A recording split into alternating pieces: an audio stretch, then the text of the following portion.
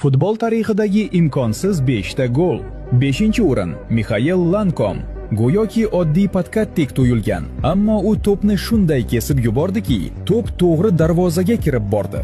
4-o'rin Papi Sisse Chelsiga qarshi o'zaro aqli bovar qilmas trayektoriya bilan zarba berdi. To'p bumerangdek qayrilib, aniq devyatkaga kirdi. 3-o'rin Roberto Carlos deyarli burchak bayroqchasidan jinnidek aylangan zarba bilan to'p devorni aylanib o'tib, uzoq burchakka kirib bordi. Chap oyoqning sehri. 2-o'rin Moht Faiz Subra. Uning goli Pushkash mukofotiga sazovor bo'lgan. Jarima zarbasida to'p parvozda 2 marta yo'nalishini o'zgartirdi. Ham darvozabonni, ham fizika qonunlarini aldadi. 1-o'rin Zlatan Ibragimovich.